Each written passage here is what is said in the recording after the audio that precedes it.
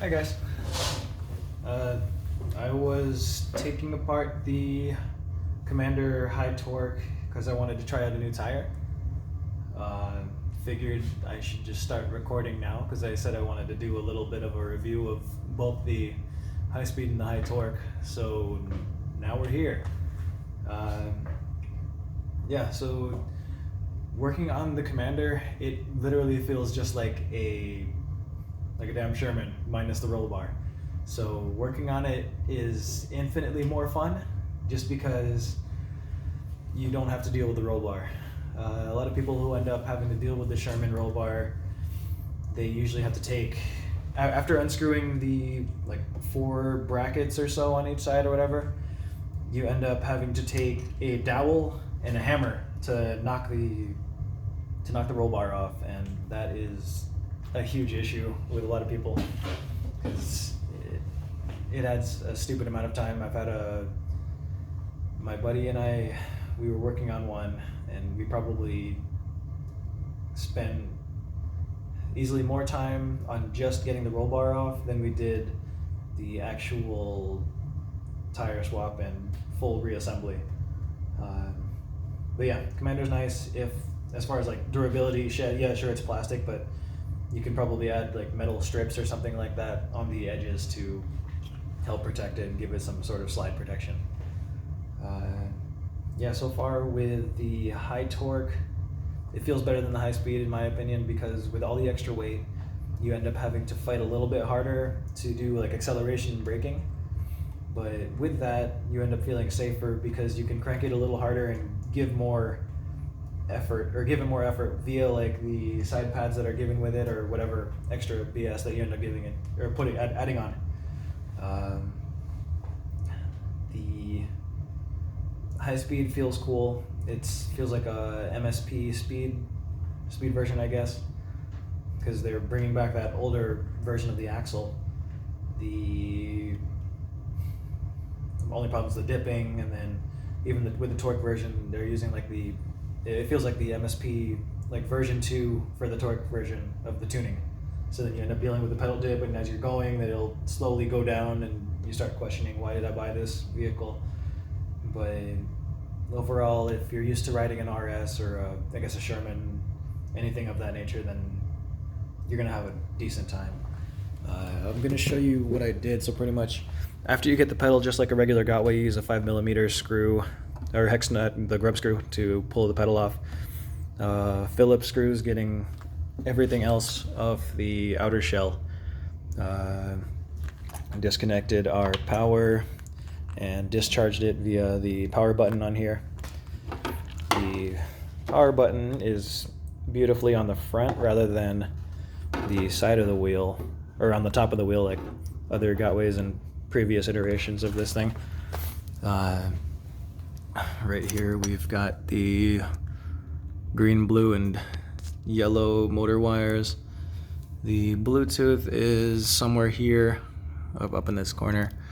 I'm wondering where the Hall sensor is. It's probably tucked away in some BS portion of this wheel, but we'll get to that later.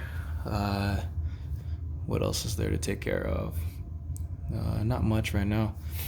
I kind of want to disconnect this lower portion, but that might give me more sass than I want to in this current moment. I'm kind of feeling a little lazy. I just want to get this tire swapped out to a street tire and just play with it later. As far as speed goes, I don't entirely want to test it because this is the first time playing with this wheel. Spending time with it yesterday, I brought the high torque up to 38 with no issues, no beeping. So that was nice. Usually with the RS torque or MSP torque, sometimes you end up going up to maybe 37 or 38 and you start beeping already. You start freaking out, trying not to cut out and cry.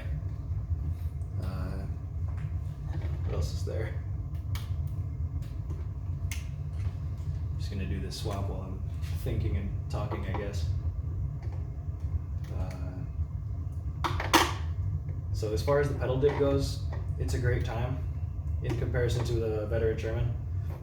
People who are used to riding that wheel don't necessarily notice the issue, but with the wheel constantly sagging, you have to constantly reposition your feet in order, or you can't really, you have to reposition your feet, and then you're not allowed to crank the wheel forward as you're turning to maintain acceleration throughout each turn, which is what I totally want, and that's why I love King Song and InMotion.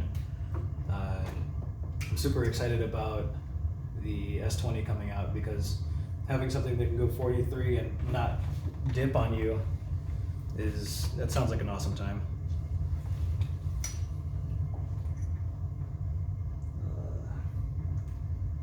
So getting down and into the hall sensor. So the hall sensor is close to where the Bluetooth is plugged in. I'd show you guys a visual, but it's pretty dark in this little corner and I'm lazy, so sorry.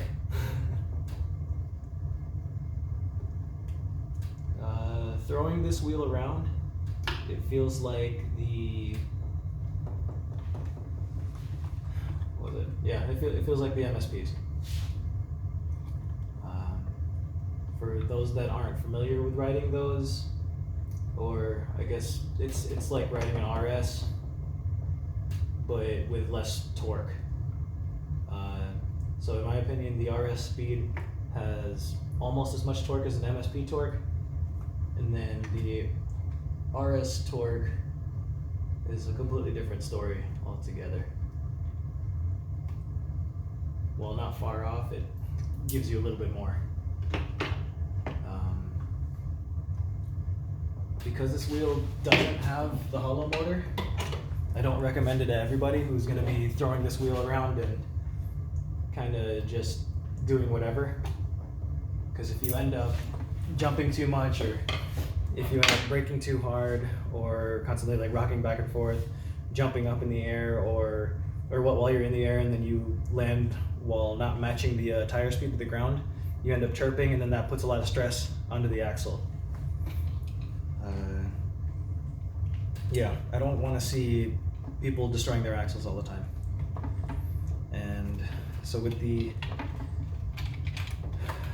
EXN, I'll show you guys in a bit. I have a extra EXN motor laying around. But okay, that's cool. Let's bring this around. Pull this tire out and hopefully not mess up in that meantime.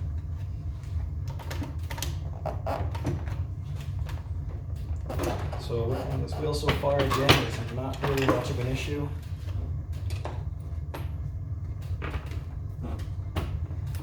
This tire that it comes with, I'm somehow happier with this than some others that I've seen.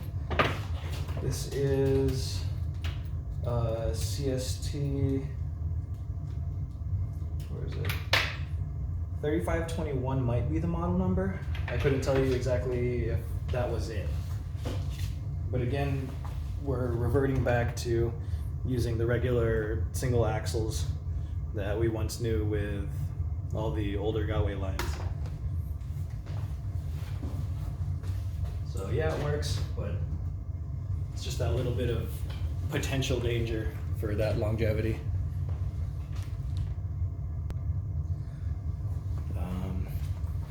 Okay, so I've got some friends here. A bunch of people wanted to try out this wheel, so if I stop talking, then I don't know. Maybe we'll cut. We'll find out in a bit. I might as well keep recording. So, my buddy Ali, she's about to be here. Just wanted to go over the tires that I've tried as far as the knobbies go. So, first of all, a lot of people know this one's the the Kenda 262. This one kind of sucks because you end up having all these grooves, or the two grooves on the outside of the center knob. What's up, Ali? Yep. So outside of the center knob, you end up having these two grooves where if you're carving in those angles, or say like this is the ground, and you're riding those angles on the in-between, it ends up drifting a little bit and you don't feel as much of a locked-in feel. So it ends up liking to ride either in a straight line or on like a 30-degree angle. What is this? This is some random CST tire that came with the EXN, the newer versions, like the version 2, where they changed the shell design. I don't like these, just because it has like a super flat plane on the front of it, on the bottom of bottom or top of the wheel, I guess. But then towards the edges, you end up having to ride on a corner, so then there's no real happy place of it. So I'm sorry to those who end up getting that thing. Like, not everybody's gonna be able to agree with me with the way these tires feel, but sometimes you end up getting those little bits of different ride feel. Hello, I'm Shane. Shane? Oh, nice to meet you, man. Nice to meet you. Just recording little stuff right now about the Commander. But yeah, Commander tire came with another CST, and it doesn't piss me off as much as the 262, but it still has a little bit of that drifty feel, where it's not on the where if it's not like straight line or on the 30-degree, then you end up having the that little bit of floaty drift where it's I don't know, it sucks. The weight of the Commander also makes a difference, just because you end up having to, or it makes a difference because it hides all the little in-between angles of the ride. Yeah, I'm just gonna throw this tire on and then I'll talk more about it later. So yeah, Valley. Mm-hmm. Yeah, so pretty much something I forgot to mention earlier was there's a fan. So at the front side, headlights are pretty cool, by the way. They're literally just the same as the Monster Pro. The fan is here, and then theoretically it's going to blow air into the heatsink and down that way. From what it looks like, we've got 2 air intakes that might go into the rest of the wheel, but I'm lazy and I'm not going to bother taking this all fully apart for you guys. But from what it looks like, there's also exit air holes, so maybe there's a pseudo ram intake or ram air, but I have no idea. Okay, we're back. I'm still throwing this thing back together. We have a Continental Contiscoot. I think this tire's a great one. Put it onto the EXN. The only reason I didn't continue using it was because the little slots on the Contiscoot end up making it sound like it's farting. So it's a double-edged sword. Yeah, it feels great and the curvature is awesome, but I prefer not to have a farting noise anytime I'm on any remotely flat surface. Screw. Other things to note. The torque of this wheel is pretty decent as far as the high torque goes, if I didn't cover that already. Doing an emergency stop, it feels better on the high torque than the high speed, but that's something you would totally expect. What else is there? No. The pedals on this thing, they are wider than the Nicola's, which are pretty awesome in that way. As far as like the body style goes, the body is tall and wide, so you kind of need the wider pedals to help with that, or to help mitigate potential wobble by getting your legs to bow out. So what I suggest if you get this wheel is take some EVA foam, like a freaking puzzle mat or something like that. Use that to space your legs out a bit. That'll reduce wobble in like a normal, like natural upright stance. You can mitigate it by doing like a heel toe ride, but inherently that's just it's just catering to a flaw of it, and not necessarily fixing the issue altogether. The stock pads, use the stock pads if you have nothing, but if you have Clark's, then those could be better. Just depends on what you're trying to get out of this wheel. I wouldn't say this wheel's a jumper. Just like the Sherman's, yes, you can jump it, you can do whatever you want, but because it's a heavy wheel, you're gonna end up taking a lot more damage to the rim especially. A lot of people are having issues with the Sherman wheel with the rims, but that's another issue altogether. Not just the weight of it impacting with the ground, or with the tire and the ground, but also I guess the material. Hopefully this material isn't as bad. Trolley handle is nice. It's literally like the same quality as the Sherman one. It's nothing interesting. The plugs are cool as far as the charging ports go. Only problem with that is, here, let me flip it around and show you guys. So this thing's cool. If you pull too hard, you're gonna pull out this little rubber cord, just like the RS one sometimes. Dual charging port makes me happy. The gasket on this isn't bad. It feels like it's sealed, but also I wish the lip of it ended up covering a little bit more over the charge port, so then if there was like rain or whatever, then it would have an even lower likelihood of seeping into the charge port. So if you're riding in the rain, good luck. The LCD could probably be a weak point for water. Yeah, just be careful. And yeah.